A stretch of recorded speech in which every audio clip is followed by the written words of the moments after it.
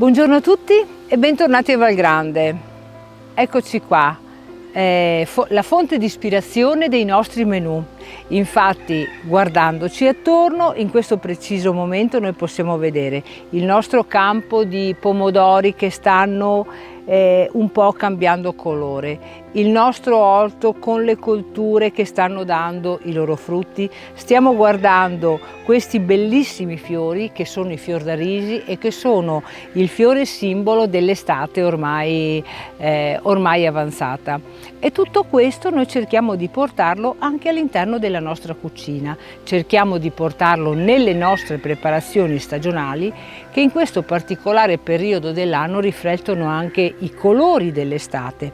Infatti stiamo proponendo l'insalata di farro e legumi con i cubetti di pomodoro rosso fresco e le foglie di basilico. Stiamo proponendo le fettuccine realizzate sempre da noi e saltate in padella con le zucchine e le carote, e stiamo proponendo anche in questo preciso momento la focaccia fatta in casa, quindi una bella focaccia lievitata servita con la porchetta tagliata all'istante e al momento.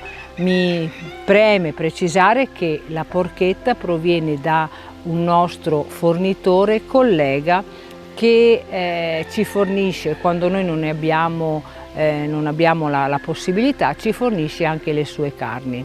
Se siete curiosi di assaggiare tutti i nostri piatti estivi, io vi invito a venirci a trovare, e lo farete sempre però con la solita modalità, quindi prenotando il vostro tavolo attraverso i contatti tra le pagine social o tra le pagine del nostro sito. Per il momento io continuo e vi auguro una bellissima settimana. Ciao!